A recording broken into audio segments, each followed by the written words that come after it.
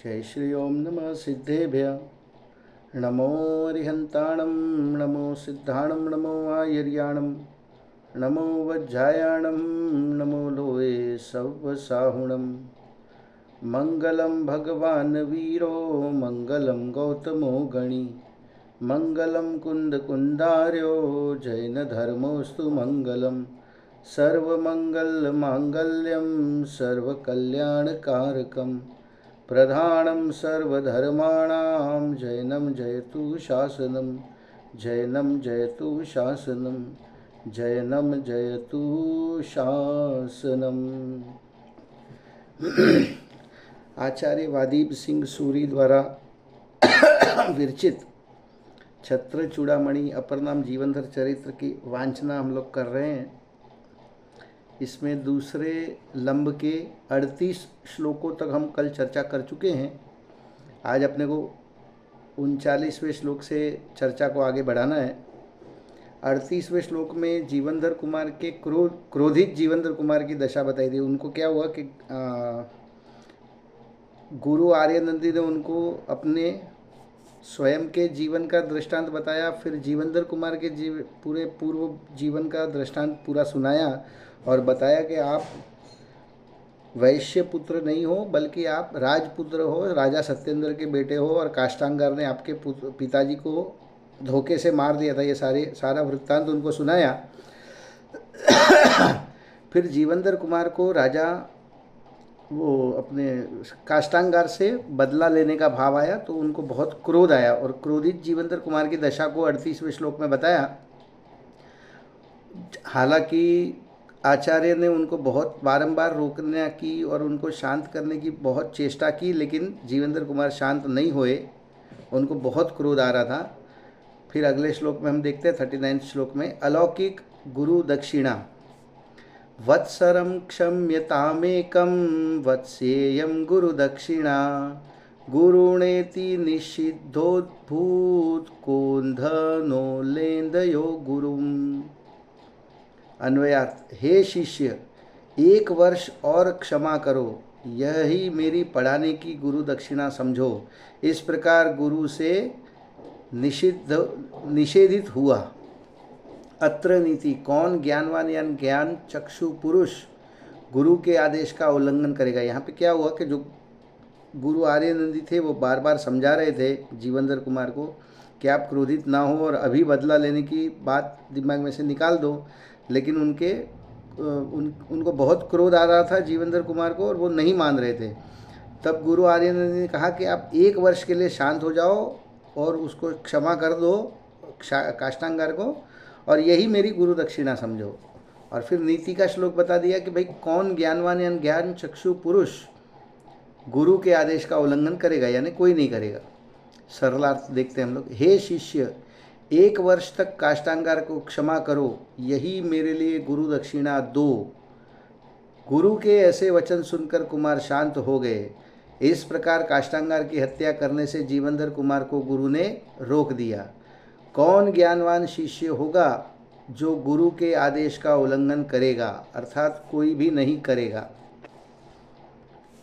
अगला श्लोक देखते हैं हम लोग, गुरु का उपदेश कुमार्ग नाशक।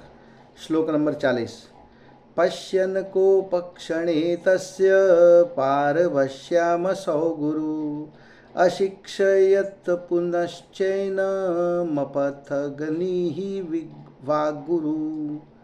अन्वयार्थ, फिर इस गुरु ने क्रोध के समय उसकी पराधीनता को देख इसे शिक्षा दी। अत्र नीति, निश्चय से गुरु का वचन खोटे मार्ग का नाश करने वाला होता है। सरलार्थ, क्रोध के काल में कुमार को क्रोधाधीन जानकर गुरु आर्यनंदी ने कुमार को उपदेश दिया, क्योंकि गुरु के वचन कुमार्ग के नाशक होते हैं। ये तो गुरु का उपदेश जो होता है, चाहे आप लौकिक में समझो, पारलौकिक में समझो, धार्मिक दर्शन में समझो, गुरु के वचन जो होते हैं वो अपने को कुमार्ग में जाने से रोकते हैं या उनका कुमार्ग का नाश करने वाले होते हैं। अपने अंदर कोई खोटी रीति है, आप लौकिक शिक्षा समझ लीजिएगा, अपने को ज्ञान नहीं है, आप किसी भी सब्जेक्ट का समझ लीजिए, मैथ्स का, साइंस का, तो अपन गलत उसका उत्तर देंगे तो उसको गुरु से ही शिक्षण लेके हम लोग उस गलत मार्ग को उसका नाश कर सकते हैं, या जो गलत प्रश्न है, गलत प्रश्न का गलत उत्तर है, उसको सही उत्तर दे पाएंगे। और वैसे ही आपके धार्मिक दर्शन में भी होगा कि हमारा आचरण में, हमारे श्रद्धान में अगर कोई कुरीतियाँ होंगी तो उनका नाश करना वो गुरु के वचन से ही होगा। इसीलिए कहा गया है कि गुरु के वचन कुमार्ग के नाशक होते हैं। अगला श्लोक देखते हैं हम लोग, धीरता का स्वरूप, 41 नंबर का श्लोक। अवशः किम हो मोहाद कुप पुत्र पुंगव सती सती हेतो विकारस्य तद्भावो ही धीरता। अन्वयार्थ, हे श्रेष्ठ पुत्र, तुम मोह से विवश होकर क्यों क्रोध करते हो। अत्र नीति, निश्चय से विकार का कारण होने पर विकारी न होना ही धीरता है। क्योंकि यहाँ पे बहुत गजब की बात बता दी। पहले अपन सरलार्थ और विशेषार्थ पढ़ लेते हैं। सरलार्थ, हे पुत्रोत्तम, मोह से परवश होकर क्यों क्रोध करते हो। वास्तव में देखा जाए तो क्रोधादि विकार के कारण विद्यमान होने पर भी विकारी न होना ही धीरता है। विशेषार्थ, क्रोधादि विकार भाव करने के बाह्य अथवा अंतरंग कोई भी कारण उपस्थित न हो और जीव विकार न करे तो इसमें जीव का क्या पुरुषार्थ है। कारण उपस्थित होने पर क्रोध न करना ही धीरता का लक्षण है। देखिए, ज्ञानावरणादि कर्मों का उदय हो और ज्ञान का आवरण हो, ये तो बात अलग रही। मगर क्रोधादि कषाय अपने उनका उदय चल रहा हो और अपन क्रोध कर लें तो ये तो स्वाभाविक है, कषाय होने की वजह से क्रोध कर लिया, लेकिन उस समय क्रोध न करना यही धीरता है। कोई कारण नहीं है अगर क्रोध करने का, तो जीव तो वैसे ही शांत है, किसी से झगड़ा नहीं कर रहा। मगर अगर किसी ने अपने को गाली दे दी, अब ये क्रोध करने का निमित्त है, अपने को गाली मिली या सुननी पड़ी तो उसके वजह से अपने को क्रोध आना स्वाभाविक है।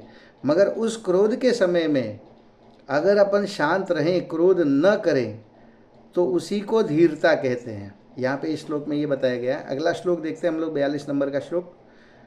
क्रोध पर क्रोध करने का उपदेश, देखिए क्रोध के ऊपर ही क्रोध करने का उपदेश दे रहे हैं।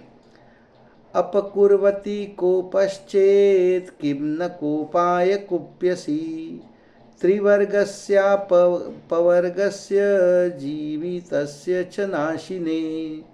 अन्वयार्थ, यदि अपकार करने वाले पर तुम्हारा क्रोध है तो फिर धर्म, अर्थ, काम एवं मोक्ष का और जीवन का नाश करने वाले क्रोध पर क्रोध क्यों नहीं करते हो। देखो क्या बता दिया, जिसने आपका अपकार किया है, जिसने आपका अपमान किया है, यदि आपको उसके ऊपर क्रोध आ रहा है तो जो क्रोध है, क्रोध के वजह से आपका धर्म, अर्थ, काम, मोक्ष, ये चारों वर्ग और इसके अलावा जीवन का भी नाश कर देता है। ऐसा क्रोध कैसा है कि आपके धर्म का भी नाश करेगा, अर्थ का भी नाश करेगा, काम का भी नाश करेगा, मोक्ष का भी नाश करेगा और जीवन में भी आपको प्रतिकूलताएं लाएगा वैसा क्रोध। क्योंकि आप क्रोध के वश अपना जीवन भी, मैंने पिछले श्लोकों में भी बताया कि क्रोध के वश ये प्राणी प्राणघात करने को तैयार है क्रोध की आपूर्ति के लिए। तो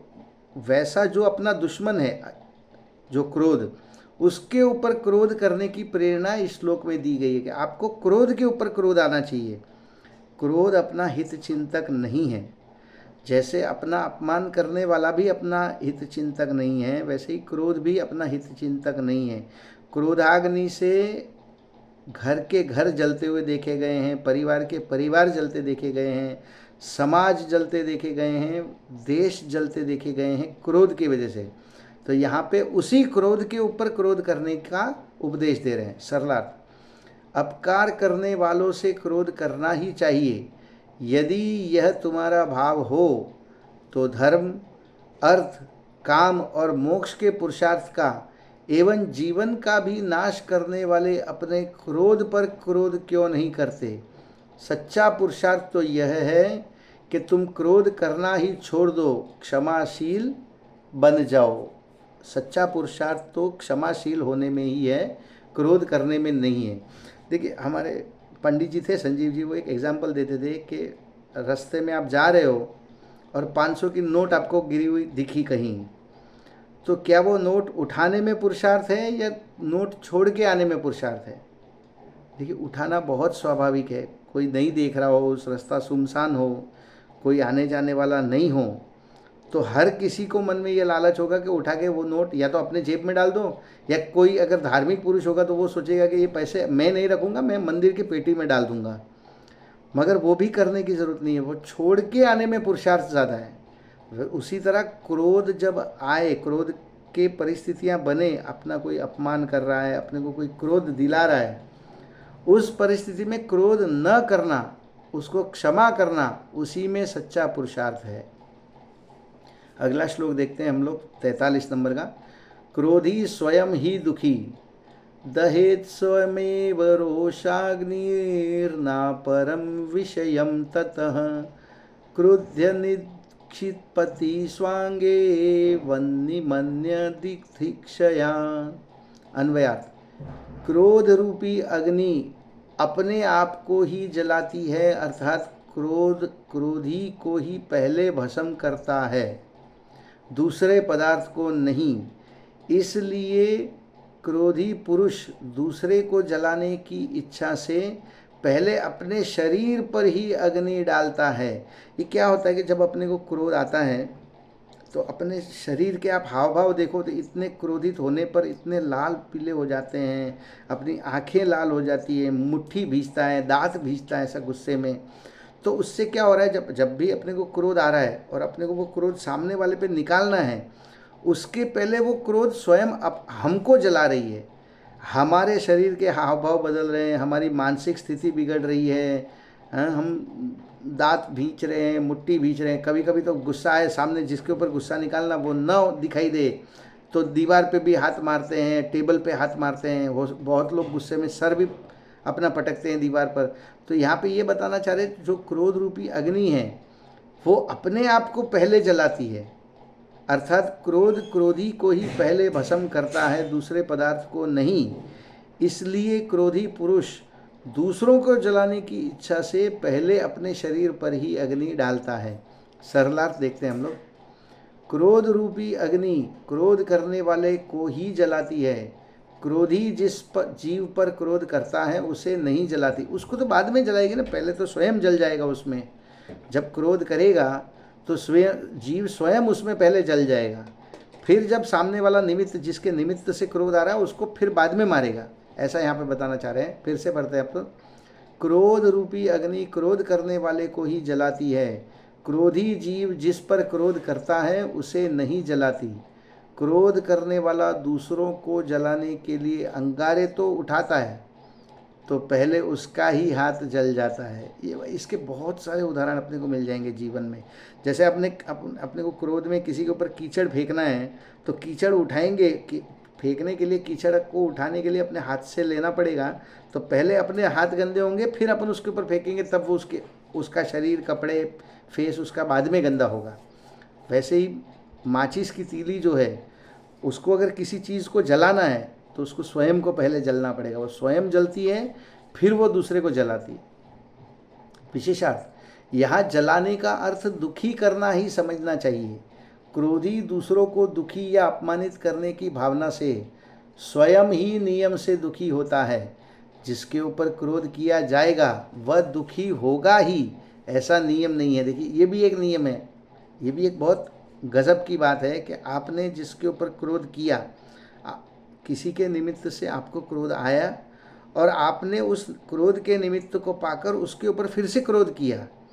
अब आपने जब क्रोध किया तो वो दुखी होगा या नहीं होगा, वो आपकी बात को दिल से लगाएगा कि नहीं लगाएगा, या एक कान से सुन के दूसरे कान से निकाल देगा, ये इसका तो कोई भरोसा नहीं है। ये तो हो सकता है आपने उसको इंसल्ट करने की कोशिश करी मगर वो इंसल्ट फील ही ना करे, या वो वहाँ से उठ के चला जाए, या बैठा बैठा भी वो मुस्कुरा दे, वो क्रोध ना करे, तो ये भी हो सकता है। इसलिए कहा है कि जिसके ऊपर क्रोध किया जाएगा वह दुखी होगा ही, ऐसा नियम नहीं है। दूसरे का दुखी होना तो उसके भवितव्य तथा उसके परिणाम पर निर्भर है, अतः क्रोध करना ही नहीं चाहिए। यहाँ पे इस स्टोरी के परिप्रेक्ष्य में अगर आप देखें तो जीवेंद्र कुमार को काष्टांगार के ऊपर क्रोध आया हुआ है। अब जीवेंद्र कुमार अपने गुरुकुल में गुरु के साथ बैठे हुए हैं, काष्टांगार अपने महल में बैठा हुआ है। अब जीवेंद्र कुमार यहाँ पे काष्टांगार के ऊपर क्रोध कर रहे हैं, लेकिन काष्टांगार को कुछ फर्क ही नहीं पड़ रहा, क्योंकि उसको तो पता ही नहीं है ना मेरे ऊपर कोई क्रोध कर रहा है, तो उसको तो कोई फर्क नहीं पड़ रहा। लेकिन उस क्रोध की अग्नि में जीवेंद्र कुमार स्वयं जल रहे हैं पहले, ऐसे यहाँ पे बताना चाह रहे हैं। अगला श्लोक देखते हैं हम लोग 44 नंबर का। शास्त्र स्वाध्याय का फल। हेयोपादेय विज्ञानम नो चेद व्यर्थ श्रम श्रुतो किं व्रीह खंडनायासैस्तांडवलानाम संभवे। अन्वयार्थ। यदि हे व उपादेय का ज्ञान नहीं है तो शास्त्र संबंधी परिश्रम करना व्यर्थ है, क्योंकि चावलों के नहीं निकलने पर धान्य के कूटने से क्या फ़ायदा। क्या बता दिया यहाँ पे कि यदि आपको हे गे उपादेय का ज्ञान नहीं है, क्या वस्तु मेरे लिए हे है, हे यानी छोड़ने लायक, गे यानी जानने लायक, और उपादेय यानी ग्रहण करने लायक, तो 7 तत्वों में कौन सा तत्व मेरे लिए हे है, कौन सा तत्व मेरे लिए मात्र गे है, और कौन सा तत्व मेरे लिए उपादेय है जो मेरे को ग्रहण करने योग्य है। यदि इसका ज्ञान नहीं है तो शास्त्र संबंधी परिश्रम करना व्यर्थ है। तो आपने शास्त्र में कुछ भी पढ़ लिया और अगर हे गे उपादेय का अगर भेद विज्ञान आप नहीं कर पाए तो उस शास्त्र संबंधी परिश्रम आपका व्यर्थ है, क्योंकि चावलों के नहीं निकलने पर धान्य के कूटने से क्या फ़ायदा। छिलके के साथ चावल हैं, उसमें से यदि चावल नहीं निकाले तो धान को कूटने का क्या फ़ायदा। सरलार्थ, चावल निकाल लेने के पश्चात मात्र तुष को कूटने से क्या लाभ। ठीक है, अर्थात कूटने का परिश्रम व्यर्थ है। उसी प्रकार हे उपादेय का ज्ञान न हो तो शास्त्र के अध्ययन करने का परिश्रम व्यर्थ है। विशेषार्थ देखते हैं हम लोग। हे का अर्थ त्यागने योग्य है और उपादेय का अर्थ ग्रहण करने योग्य है।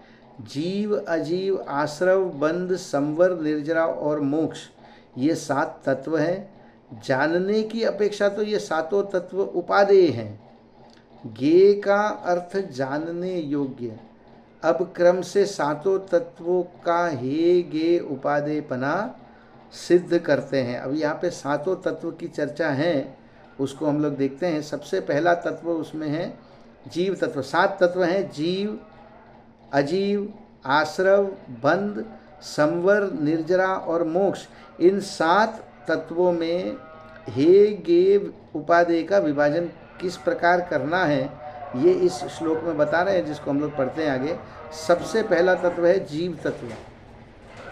मोक्ष मार्ग प्रकट करने के लिए तथा साक्षात मोक्ष की प्राप्ति के लिए भी आश्रय करने की अपेक्षा यह त्रिकाली निज शुद्धात्मा जीव तत्व उपादेय है एवं ध्यान का ध्येय होने से परम उपादेय है। देखिए, मोक्ष किसको जाना है, अपने जीव को मोक्ष जाना है।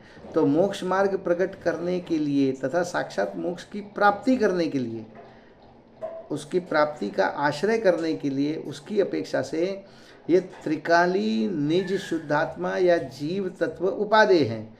और ध्यान करने के लिए ध्यान का ध्येय कौन होगा, ध्यान का ध्येय होने के लिए ये जीव तत्व परम उपादेय है। तो ये एक पहला तत्व हो गया जीव तत्व, वो तो अपने लिए उपादेय है। दूसरा अजीव तत्व, ना हे है ना उपादेय है, ये तो मात्र गेय है। अजीव तत्व है, ये शरीर है, टेबल है, कुर्सी, मोबाइल, पंखा, जितने अजीव तत्व हैं ये सभी मात्र गेय है। ये ना हे है ना उपादेय, हे भी नहीं है, छोड़ने योग्य भी नहीं है और ग्रहण करने योग्य भी नहीं है। ये सभी सिर्फ जानने योग्य हैं। तीसरा चौथा आश्रव तथा बंध तत्व, साक्षात दुख रूप एवं आगामी काल में भी दुख कारक होने से हे है। आश्रव तत्व तो सर्वथा हे है। आश्रव और बंध तत्व जो हैं, आश्रवों से कर्म का आना होता है, कर्म जो है वो जीव के करीब आते हैं या जीव के तरफ आते हैं, और बंध तत्व जो है उससे वो कर्म जीव से बंधते हैं। तो आश्रव और बंध यहाँ पे बताए गए हैं कि आश्रव और बंध तत्व साक्षात दुख रूप है। आश्रव और बंध के कारण से ही दुख है, तो ये साक्षात दुख रूप होने से एवं आगामी काल में भी दुख कारक होने से, क्योंकि आश्रव हुए, आश्रव और बंध हुआ कर्मों का, तो वो जब कर्म फ्यूचर में उदय में आएंगे तब वो फ्यूचर में भी दुख देंगे, तो दुख कारक होने से ये सदैव हेय है। पांचवा छठा संवर तथा निर्जरा तत्व मोक्ष मार्ग स्वरूप है, जो आंशिक शुद्ध व सुख रूप होने से प्रकट करने की अपेक्षा उपादेय है। क्या बता दिया यहाँ पे? प्रकट करने की अपेक्षा उपादेय है। उपादेय यानी ग्रहण करने योग्य। क्या? संवर तत्व और निर्जरा तत्व।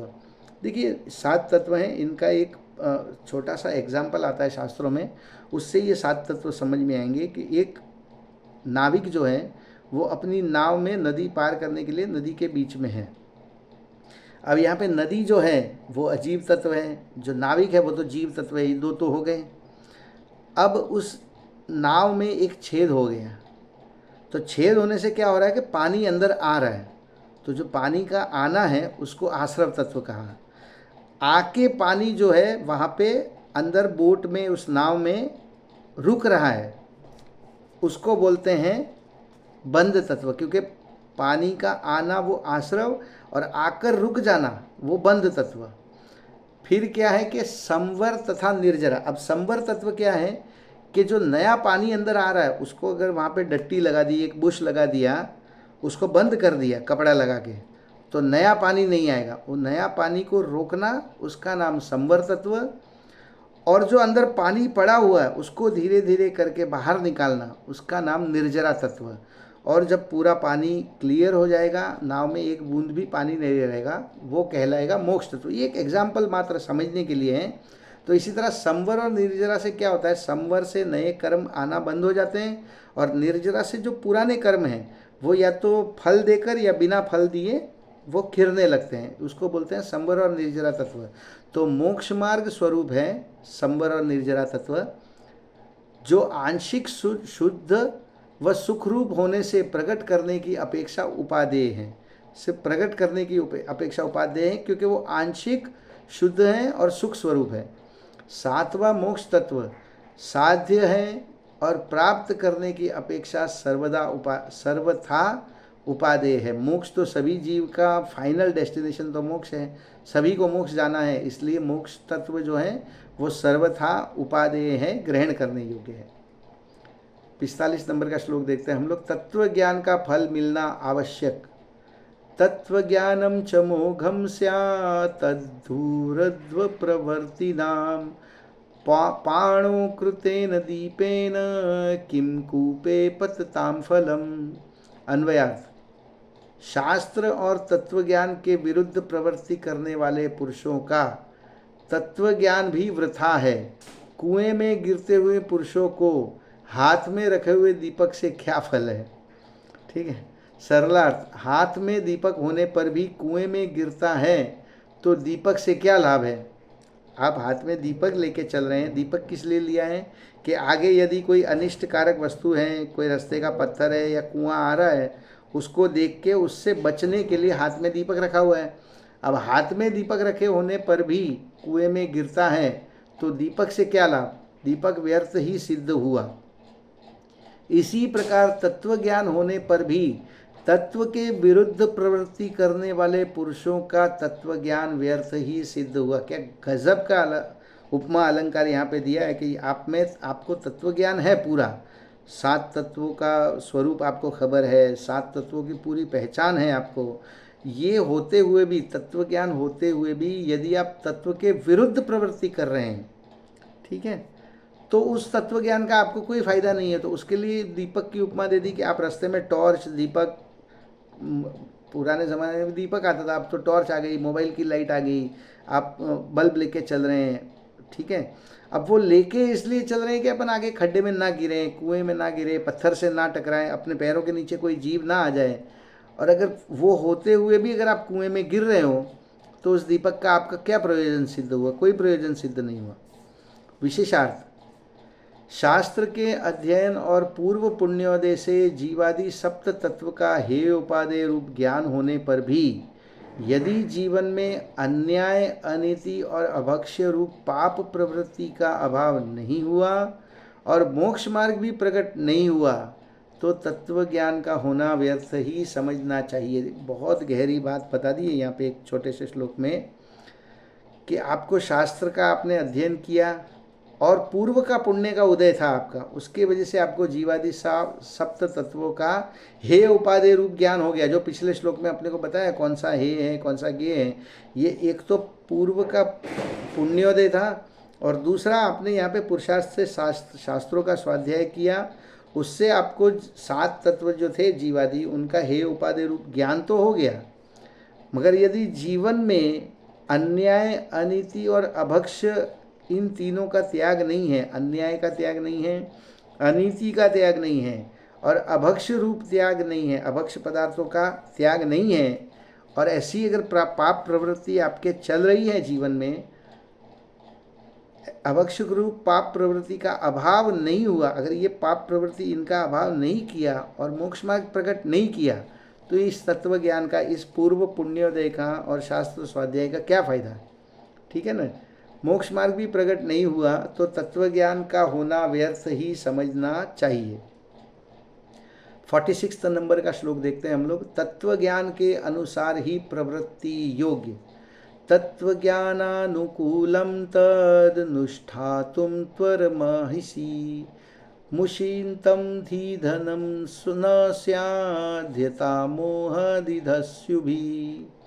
अन्वयार्थ, तुम तत्व ज्ञान के अनुकूल प्रवृत्ति करने के लिए योग्य हो, इसलिए तुम ऐसा करो जिससे मोहादिक लुटेरों से तुम्हारा बुद्धि रूपी धन चुराया नहीं जाए।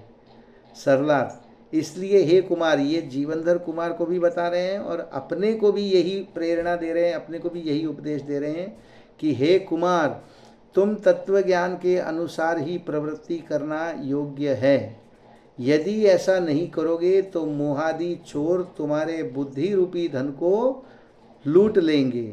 अपने को यहाँ पे ये उपदेश दे दिया है कि तत्व ज्ञान के अनुसार ही प्रवृत्ति करो, वही करने लायक है। यदि ऐसा नहीं करोगे तो मोहादि जो चोर हैं, मोह तो मतलब कर्मों का दादा बताया गया है, मोह कर्म के उदय से ही सारे दूसरे कर्म अपने को जीव को बंधते हैं, इसलिए मोहादि चोर तुम्हारे बुद्धि रूपी धन को लूट लेंगे, ऐसे अपने को चेतावनी भी दी है और तत्व ज्ञान के अनुसार प्रवर्तन करने की प्रेरणा भी दी है। तो सभी अपने जीवन में तत्व ज्ञान से प्रेरणा लेकर मोक्ष मार्ग को प्रकट करें। इसी मंगल भावना से आज का स्वाध्याय हम लोग समाप्त करते हैं। अभी जिनवाणी स्तुति।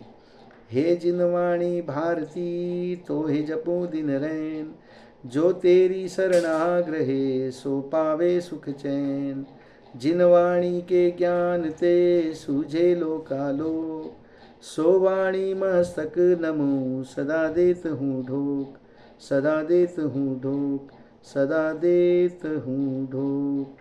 जय जिनेन्द्र।